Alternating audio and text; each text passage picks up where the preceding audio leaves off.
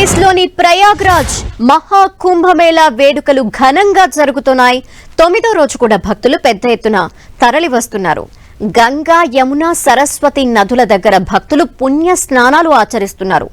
3 నదులు కలిసిన త్రివేణి సంగమం దగ్గర భక్తుల తాకిడి భారీగా పెరిగింది.